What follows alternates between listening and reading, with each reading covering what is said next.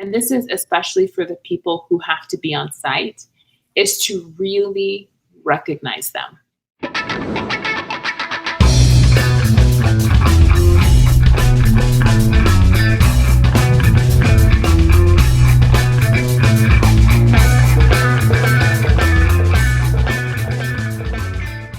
Yeah. So my third one around hybrid and remote is, and this is especially for the people who have to be on site, is to really recognize them.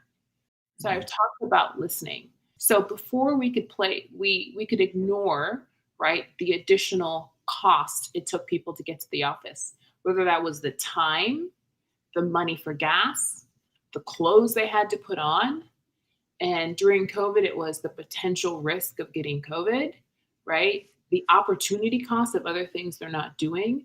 All of those are significantly more present to your on-site employees now than they were before. Um, and whenever someone talks about the benefit of not having to be on site, it's contrasting very much to the person who is on site. So I would say really, really actually reward them. So not reward them, and that's the emails. That's and different people like different types of rewards. But that could be the emails. That could be the recognition at the all hands. That could be saying, you know what, we're having an essential workers bonus because we know that you guys are coming in when other people haven't. One thing we did in a business where they have a housekeeping staff that has to come on site, and they just had a really busy season, is what we found out is typically they get the manager and the assistant manager get burnt out. And so they often get rewarded, but it's never planned. So I said, what do you think it would feel like to her if you actually said, at the end of the summer where I know you're typically burned out, I'm going to reward you. And he was like, that's a great idea. He was like, well, and then it's, what do I reward you with? Is it cash? Is it something else? But I was like, well, think about what is an experience she can't create for herself. So this was a small enough team that we could talk about 2-3 specific leaders. And in that particular situation, it was a single mom with several kids. Okay, what do you like? Probably time by yourself. So now if you reward her with something that requires her to get a babysitter, you've now added a cost to this reward that requires scheduling. So we thought about brainstorming some ideas, and then also, again, asked. People also prefer, if people have 2 or 3 options, but they prefer the thing they got just because they chose it, right?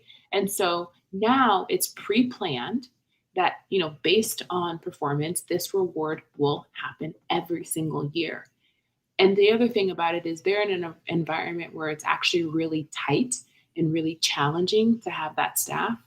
And they have the lowest turnover of all of their competitors in the regional area for their housekeeping staff. So this is one specific thing we did for the leadership. There are other things we did at different levels so that they actually made more money per hour. They can actually make about $45 an hour because of how they changed performance management. And so we're really looking at ways to make things valuable. So this bucket is really around acknowledging and tangible rewards that matter to the person that is receiving it and to the group of people that are receiving it.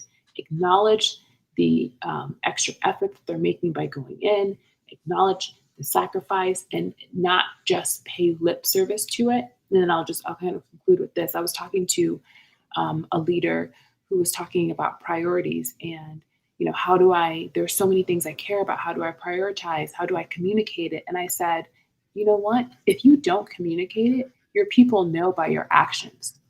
So the question is not, how do you communicate? You are already communicating your priorities to people.